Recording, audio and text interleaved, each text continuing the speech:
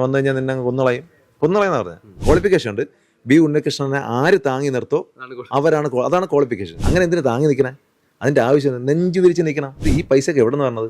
ഞങ്ങളെപ്പോലുള്ളവരുടെ levy. ഉണ്ണിസാർ അങ്ങനെയാണ്, ഉണ്ണിസാർ ഇങ്ങനെയാണ്. എന്ത് ഉണ്ണിസാറ്? ഒരു ഉണ്ണിസാറും ഇല്ല. വെറും ഒരു പൊള്ളിച്ച മീനിൻ്റെ പേരിൽ വിശദീകരണ നോട്ടീസ് ചോദിച്ച ടീമാണ് ഞങ്ങളെ ജനറൽ സെക്രട്ടറി ടീം. മലയാള സിനിമാ മേഖലയുമായി ബന്ധപ്പെട്ട് നിൽക്കുന്ന ഏറ്റവും ചൂടേറിയ ചർച്ചാ വിഷയം അല്ലെങ്കിൽ വിവാദം എന്നുള്ളത് ഫെഫ്കയുടെ ജനറൽ സെക്രട്ടറി ബി ഉണ്ണികൃഷ്ണനുമായി ബന്ധപ്പെട്ട വിവാദങ്ങളാണ്. ഇതിനോടകം സാന്ദ്ര തോമസ് ആവട്ടെ, അല്ലെങ്കിൽ നിരവധി പെൺകുട്ടികളായിട്ടുള്ള മേക്കപ്പ് ആർട്ടിസ്റ്റുകളാകട്ടെ, ഒട്ടേറെ പേർ ബി ഉണ്ണികൃഷ്ണനെതിരെ പ്രത്യക്ഷമായി തന്നെ രംഗത്ത് വന്നിരുന്നു. മാധ്യമങ്ങളിൽ ഇക്കാര്യമൊക്കെ പങ്കുവച്ചിരുന്നു.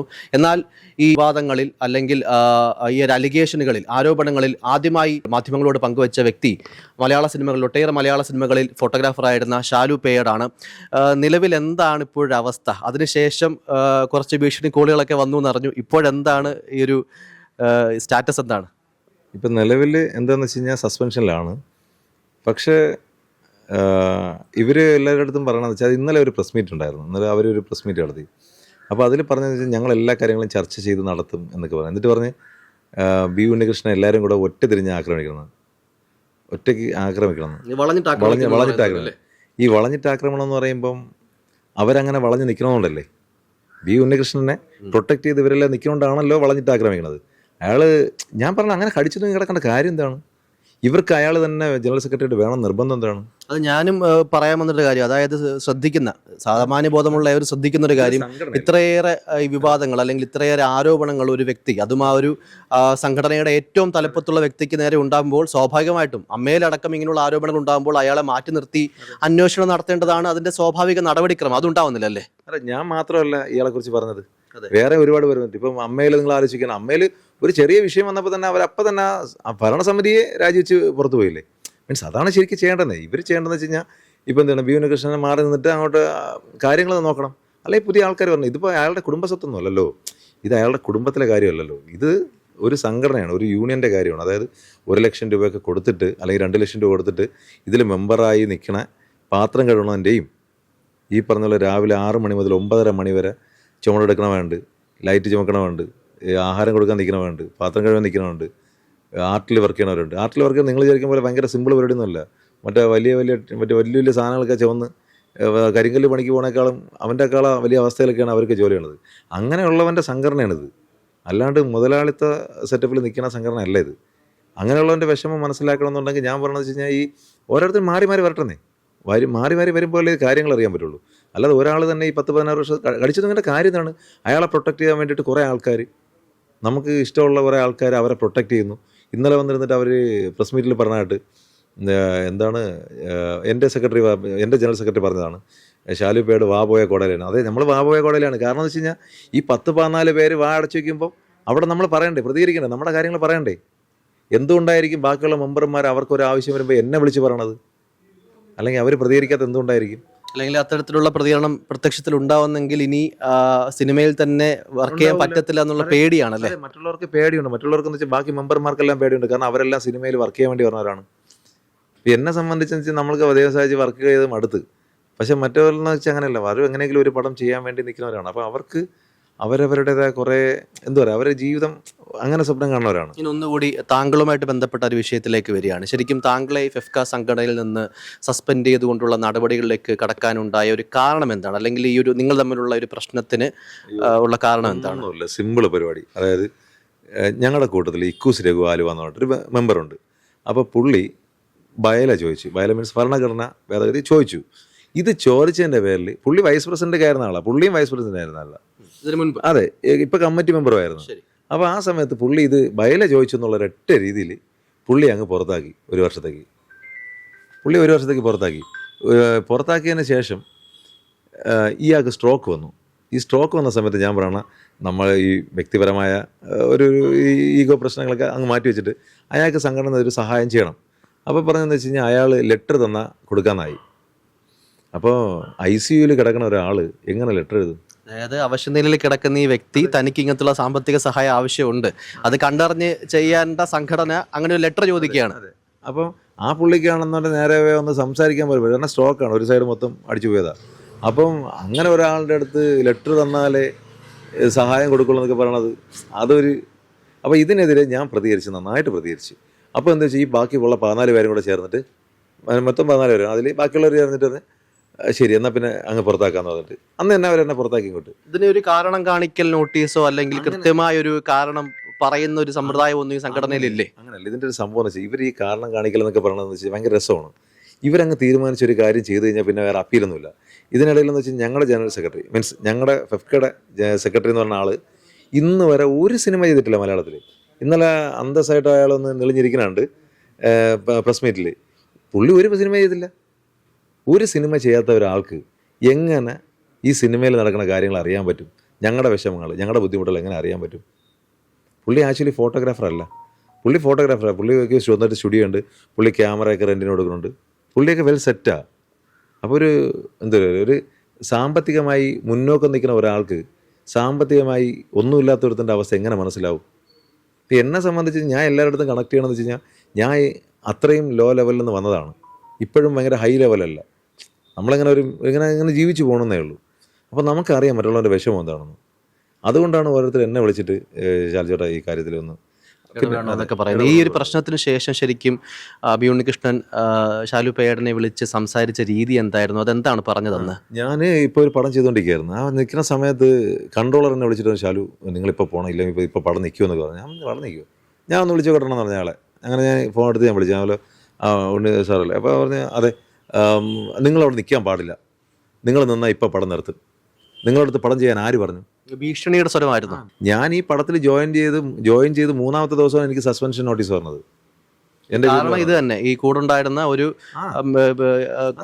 അംഗത്തിന്റെ ആവശ്യത്തിന് വേണ്ടി സംസാരിച്ചു. അത് നമ്മുടെ കൂട്ടത്തിൽ ഒരു പയ്യൻ്റെ വീട്ടിൽ വെള്ളം കയറി, മലപ്പുറത്തുള്ള. അപ്പോൾ വീട്ടിൽ വെള്ളം കയറിയ സമയത്ത് ഞാൻ ഇവരെ ഗ്രൂപ്പിൽ ഞാൻ ഇട്ടിട്ട് പറഞ്ഞു അവനൊന്ന് സഹായിക്കണം. അപ്പോൾ കമ്മിറ്റി കൂടിയിട്ട് സഹായിക്കുന്നു. ഞാൻ പറഞ്ഞു അത് നടക്കില്ല, പറ്റുവാണെങ്കിൽ ഇപ്പോൾ അല്ല സഹായിക്കണം, ഒരുത്തൻ ചാവൻ കിടക്കുമ്പോൾ അവന് വെള്ളം കൊടുത്തിട്ട് കാര്യമുള്ളൂ എന്ന് പറഞ്ഞിട്ട് ഞാൻ അങ്ങനെ പറഞ്ഞിട്ട് ഞാൻ ഒരു വോയിസ് മെസ്സേജ് ഇട്ട്. അപ്പോൾ ഇവർ ചെയ്യാത്തതുകൊണ്ട് ഞാൻ എന്തറിയാമോ, ഞാൻ എൻ്റെ കയ്യിലുണ്ടായിരുന്ന കുറച്ച് പൈസ ഇട്ടിട്ട് ഗൂഗിൾ പേയുടെ ഒരു സ്ക്രീൻഷോട്ട് എടുത്ത് ഞാൻ ഗ്രൂപ്പിലിട്ട്. അപ്പോൾ ഗ്രൂപ്പിൽ ഞാൻ ഇട്ടപ്പം ഇവർക്കത് ഈഗോ ആയി. അതിൻ്റെ കൂട്ടത്താഴെ ഞാൻ വന്നിട്ട് ഒരു വോയിസ് മെസ്സേജ് അയച്ച്, പറ്റുവാണെങ്കിൽ ആരെങ്കിലും എന്തെങ്കിലുമൊക്കെ സഹായിക്കുമെന്ന് പറഞ്ഞു, നിങ്ങൾക്ക് മനസാക്ഷിയുള്ളവർ സഹായിക്കാൻ പറഞ്ഞു. കുറേ പേര് സഹായിച്ചു. ഒരു 10-15 അവൻ്റെ അക്കൗണ്ടിൽ പെട്ടെന്ന് വീണു. ഇതവരെ അങ്ങ് ചൊടിപ്പിച്ച്. ഇതാണ് വിഷയം. ഇതിനേക്കാളും വേറൊരു കേസുണ്ട്. ഞങ്ങളുടെ സെക്രട്ടറിക്ക് 3500 ശമ്പളമുണ്ട്, ട്രഷറിന് 3500 ശമ്പളമുണ്ട്. അതായത് ഈ പൈസയൊക്കെ എവിടെ നിന്ന് പറഞ്ഞത്? ഞങ്ങളെപ്പോലുള്ളവരുടെ ലെവി, ഞങ്ങളെപ്പോലുള്ളവരുടെ അടയ്ക്കണ പൈസയെന്ന്. അവിടെ ശമ്പളമുണ്ട് എല്ലാവർക്കും. ഈ മെമ്പർഷിപ്പിനും വലിയൊരു തുകയാണ് കൊടുക്കേണ്ടതെന്ന് തോന്നുന്നില്ലേ? 1 ലക്ഷം രൂപ മെമ്പർഷിപ്പ്. 1 ലക്ഷം രൂപ. നിങ്ങൾ ആലോചിക്കണം, ഇപ്പോൾ ഫോട്ടോഗ്രാഫി ഇഷ്ടപ്പെട്ട് ഫോട്ടോഗ്രാഫി ക്യാമറ വാങ്ങണതേ കടമെടുത്തും പലിശയ്ക്ക് എടുത്തിട്ടൊക്കെ ആയിരിക്കും. പിന്നെ വീണ്ടും ഈ സിനിമ വർക്ക് ചെയ്യണമെന്നുണ്ടെങ്കിൽ 1 ലക്ഷം രൂപ കൊടുത്തിട്ട് വേണം അവൻ വർക്ക് ചെയ്യാൻ. ഭാരവാഹികളെയൊക്കെ നിയമിക്കുന്നതിന്റെ ഒരു അടിസ്ഥാനം എന്താണ്? അത് എന്തെങ്കിലും ക്വാളിഫിക്കേഷൻ നോക്കിയിട്ടാണോ? അതോ പറഞ്ഞുതരാം. ഞങ്ങളുടെ ക്വാളിഫിക്കേഷൻ ഉണ്ട്. ബി ഉണ്ണികൃഷ്ണനെ ആര് താങ്ങി നിർത്തോ അതാണ് ക്വാളിഫിക്കേഷൻ. അങ്ങനെ എന്തിനു താങ്ങി നിൽക്കണേ? അതിൻ്റെ ആവശ്യം നെഞ്ചു വിരിച്ച് നിൽക്കണം. ഒരു സംഘടനയുടെ ഒരു നേതാവെന്നൊക്കെ പറഞ്ഞ് നെഞ്ചും വിരിച്ച് നിന്നിട്ട് സംസാരിക്കണം. അപ്പം നമ്മളൊക്കെ നിൽക്കണില്ലേ? ഉണ്ണി സാറ് എന്ന് പറഞ്ഞു കഴിഞ്ഞാൽ ഏതെങ്കിലും സ്കൂളിൽ പഠിപ്പിച്ചിട്ടുണ്ടോ? ഉണ്ണി സാറ് അന്ന് വിളിച്ചിട്ട് ഉമാർ ഭയങ്കര ഉണ്ണി സാർ അങ്ങനെയാണ്, ഉണ്ണി സാർ ഇങ്ങനെയാണ്. എന്ത് ഉണ്ണി സാറ്? ഒരു ഉണ്ണി സാറും ഇല്ല. ഇതിന് ശേഷം ചില കൊട്ടേഷൻ ഭീഷണിയൊക്കെ ഉണ്ടായെന്ന് താങ്കൾ തന്നെ ഫേസ്ബുക്കിൽ നിന്ന് ഞാൻ വീഡിയോ കണ്ടായിരുന്നു. അതെന്താ സംഭവം? അല്ല, അത് പിന്നെ ഇങ്ങനെയുള്ള ഈ വലിയ സിനിമാക്കാർക്ക് എല്ലാവർക്കും ഈ കൊട്ടേഷൻ ബന്ധങ്ങൾ അത്യാവശ്യം ഉണ്ട്. കാരണം നമ്മൾ പലരെ അറിയാവുന്നവരാണ് നമുക്ക്. അപ്പോൾ ബന്ധങ്ങളുണ്ട്. അപ്പം ഇവർ വിചാരിക്കുന്നത് വെച്ച് കഴിഞ്ഞാൽ ഈ ഞാനൊക്കെ ജനിച്ചു വളർന്നത് എന്താ പറയുക, ആകാശത്തിൽ നിന്നാണെന്നുള്ള രീതിയിലാണ് ഇവർ നമ്മളെ കണ്ടത്. നമ്മൾ ഈ ഭൂമിയിലൊക്കെ തന്നെ ഇവിടുത്തെ മണ്ണും ചെളിയും ചവിട്ടി തന്നെയാണ് നമ്മളും വളർന്നു വന്നത്. അപ്പോൾ ഇതിലുള്ള സംഭവം എന്ന് വെച്ച് കഴിഞ്ഞാൽ എൻ്റെ അടുത്ത് പറഞ്ഞു വെച്ചാൽ കൊച്ചിയിൽ വന്നു കഴിഞ്ഞാൽ കാല് എത്തിക്കളയും, തട്ടിക്കളയും എന്നൊക്കെയാണ്. അതും സോഹൻ സീരുലാൽ എന്ന് പറഞ്ഞാൽ അയാളാണെങ്കിൽ സിനിമയിൽ എന്താണ് ചെയ്തിട്ടുള്ളത്? സിനിമയ്ക്ക് വേണ്ടി അയാൾ എന്ത് സംഭാവനയാണ് ചെയ്തിരിക്കുന്നത്? ഉണ്ണികൃഷ്ണനെ താങ്ങി നടക്കണം എന്നുള്ളതല്ല, എന്താണ് അയാൾ ചെയ്തിരിക്കുന്നത്? എന്താണ് ശരിക്കും ആ ഒരു പറഞ്ഞ കാര്യങ്ങൾ എന്താണെന്ന് ഓർത്തെടുത്ത് പറയാമോ? എൻ്റെ അടുത്ത് പറഞ്ഞതെന്ന് വെച്ച് കഴിഞ്ഞാൽ, ഞാൻ ആരാണെന്ന് നിനക്കറിയാമോ? നിനക്ക് എന്നെ അറിഞ്ഞൂടാ, എൻ്റെ ബാക്ക്ഗ്രൗണ്ട് നിനക്ക് അറിഞ്ഞൂടാ, നിന്നെ ഞാൻ തട്ടിക്കളയും, വന്നു കഴിഞ്ഞാൽ നിന്നെ കൊന്നുകളയെന്ന് പറഞ്ഞത്. തിരിച്ചും സംസാരിച്ചായിരുന്നോ? എന്നെ വിളിച്ച് എൻ്റെ 10 ഇരട്ടി ഞാൻ തിരിച്ച് വിളിച്ചിട്ടുണ്ട്. ഇതിപ്പോൾ നിലവിലെ ഒരുപാട് പേര്, അതായത് സാന്ദ്ര തോമസ് ആവട്ടെ, താങ്കൾ പറഞ്ഞതുപോലെ ഈ അടിസ്ഥാന ഇതിലുള്ള തൊഴിലാളി വർഗത്തിൽപ്പെട്ട ആൾക്കാരാവട്ടെ, കഷ്ടപ്പാടുകൾ അനുഭവിക്കുന്ന ആൾക്കാരാവട്ടെ, ഇപ്പോൾ ഫെഫ്കയുടെ സംഘടനയുടെ മുന്നിൽ ഏതാണ്ട് 300 ധൈര്യപ്പെട്ട് മുന്നോട്ട് വന്നത് കുറഞ്ഞു പോയെന്നേ ഉള്ളൂ. 90% പേർക്കും പ്രശ്നമുണ്ട്. പക്ഷെ ആരും തുറന്ന് പറയാത്തതെന്ന് വെച്ച് കഴിഞ്ഞാൽ ഇവർക്ക് പേടി. ഞാൻ എൻ്റെ കുറേ കൂട്ടുകാരന്മാർ എന്നെ വിളിച്ച് പറയും, അളിയാ നമുക്കിങ്ങനെ പ്രശ്നമുണ്ട്, നമുക്കിങ്ങനെ. എൻ്റെ അടുത്ത് പറയാം, ഞാൻ പ്രതിപക്ഷ നേതാവാണ്, നിങ്ങൾക്ക് വല്ലതുണ്ടെങ്കിൽ നീയൊക്കെ പറയണം, നീ ഇല്ലെങ്കിൽ നിൻ്റെയൊക്കെ പ്ലാറ്റ്ഫോമിൽ പറയുന്നത്. അപ്പോൾ പറയും അളിയാ പറഞ്ഞു കഴിഞ്ഞാൽ പിന്നെ നാളെ ഇവിടുന്ന് കട്ട് ചെയ്ത് വിടുക. ഇതാണ് പ്രശ്നം. അങ്ങനെ പേടിച്ചാണ് നിൽക്കുന്നത്. കാരണം ആലോചിക്കുക, 1 ലക്ഷം രൂപ ഈ പറഞ്ഞ പോലെ സംഭാവനയായിട്ടാണ് കൊടുക്കുക. അല്ലാതെ മെമ്പർഷിപ്പ് ഫീസ് എന്ന് പറയുന്നത് വെറും 1500 ഉള്ളൂ. ബാക്കി നിർബന്ധിത സംഭാവനയാണ്. ഞാൻ ഇപ്പോഴും പറയാം, ഈ ഒരു പടം പോലും ചെയ്യാത്ത ആൾക്കാരാണ് നമ്മുടെയൊക്കെ സെക്രട്ടറിമാരും പ്രസിഡൻറ്റും ഒക്കെ. എന്തെങ്കിലും കമ്മിറ്റ്മെൻറ്റ് എൻ്റെ യൂണിയൻ എന്നോട് ഉണ്ടായിരുന്നെങ്കിൽ അറ്റ്ലീസ്റ്റ് ബി ഉണ്ണികൃഷ്ണൻ വിളിച്ച് ചോദിക്കണ്ടേ, സാറേ ഒരാൾ തൊഴിൽ നിന്നുകൊണ്ടിരിക്കുന്ന സമയത്ത് നിങ്ങൾ പറഞ്ഞു വിടുന്ന തെണ്ടിത്തരമാണ്, ശുദ്ധ തെണ്ടിത്തരമല്ലേ? ഒരു ജോലിയിൽ ഒരാൾ നിൽക്കുന്ന സമയത്ത് ആ ആളെ പറഞ്ഞു വിടുക എന്ന് പറയുന്നത് ഇതുപോലെ തെണ്ടിത്തരം വേറെ ഇല്ല. പ്രത്യേകിച്ച് ഒരു യൂണിയൻ നേതാവ് എന്നാണ്, തൊഴിലാളി സംഘടനയുടെ യൂണിയൻ നേതാവെന്നാണ് ഇയാൾ പറയണത്. ഇയാൾ ഏത് തൊഴിലാളി സംഘടനയുടെ യൂണിയൻ നേതാവെന്നാണ് പറയണത്? ഈ ഒരു ഭീഷണിയുടെ കോളുകളും അല്ലെങ്കിൽ അത്തരത്തിലുള്ള വിളികളും ഒക്കെ അല്ലാണ്ട് ഏതെങ്കിലും ഒരു രീതിയിൽ ഫെഫ്കയായിട്ട് ബന്ധപ്പെട്ട ആരെങ്കിലും ഇതിനുശേഷം താങ്കളെ സസ്പെൻഡ് ചെയ്തതിന് ശേഷം ഒരു സമവായത്തിലെത്താം അല്ലെങ്കിൽ താങ്കളുടെ പ്രശ്നങ്ങൾ കേൾക്കാം എന്ന് പറഞ്ഞെങ്കിലും വിളിച്ചിരുന്നു? അല്ല, ഞാൻ അങ്ങനെ ഒരു സമവായത്തിന് നിൽക്കുന്ന ഒരാളല്ല. അല്ല, ഞാൻ ചോദിച്ചത് ഈ ഒരു പ്രശ്നങ്ങൾ പരിഹരിക്കാം, നമുക്ക് ഇത് സംസാരിക്കാം എന്ന് പറഞ്ഞെങ്കിലും താങ്കളുടെ ഭാഗം കേൾക്കാൻ തയ്യാറായെങ്കിലും ആരെങ്കിലും വിളിച്ചു എന്നാ ചോദിച്ചത്? ഇല്ല, ഇതുവരെ എന്നെ ഒരുത്തനും വിളിച്ചിട്ടില്ല. അതുകൊണ്ടാണ് ഞാൻ അന്തസ്സായിട്ട് പറഞ്ഞത്. ഇതുവരെ ഒരുത്തനും വിളിച്ചിട്ട് നിങ്ങൾക്ക് പറയാനുള്ളത് വാ നമുക്ക് ഇരുന്ന് സംസാരിക്കാം എന്ന് പറഞ്ഞിട്ടില്ല. ഈ സാന്ദ്ര തോമസ് അടക്കം പറഞ്ഞത് നമുക്കറിയാം, ഈ പറഞ്ഞതുപോലെ ഒട്ടേറെ പ്രമുഖമായിട്ടുള്ള മലയാള സിനിമകളിലെ നിർമ്മാതാവ് കൂടിയാണ്. അവർക്ക് പോലും പബ്ലിക്കായിട്ട് പോലും അപമാനം ഏൽക്കേണ്ടി വന്നു എന്നാണ് സാന്ദ്ര പറഞ്ഞത്. ഇപ്പം ഞാൻ പറയും, എന്നെ ഇപ്പം പബ്ലിക്കായിട്ട് അപമാനിച്ചതുപോലെ അല്ലേ? ഇന്നലെ എൻ്റെ സെക്രട്ടറി പറഞ്ഞിട്ട് വാ പോയ കോടലാണ് ശാലുപേടെന്ന്. സത്യമാണ്. കാരണം ഈ പറഞ്ഞ പോലെ അത്രയും നട്ടലില്ലാത്തവന്മാരുടെ ഇടയിൽ ഞാൻ എൻ്റെ വാ തുറന്ന് പറയണമെന്നുണ്ടെങ്കിൽ ആ പറഞ്ഞ പദം ഞാൻ അഭിമാനത്തോടെ തന്നെ ഏക്കറുണ്ട്. ഈ അടുത്തിടെ മറ്റേ ഈ ജനറൽ ബോഡി ഉണ്ടായിരുന്നു. ബോഡി സമയത്ത് ആർക്കൊക്കെ കുറച്ച് പേർക്ക് പൊള്ളിച്ച മീൻ കിട്ടി.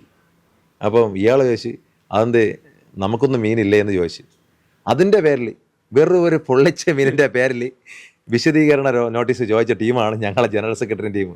നിങ്ങൾ ആലോചിക്കണം, പൊള്ളിച്ച മീൻ കിട്ടിയില്ല, ഇത്രയും പറഞ്ഞതിൻ്റെ പേരിൽ മാത്രം കാരണം കാണിക്കൽ നോട്ടീസ് അയാൾക്ക് കിട്ടിയെന്ന്. എനിക്ക് ചിരി വന്നു.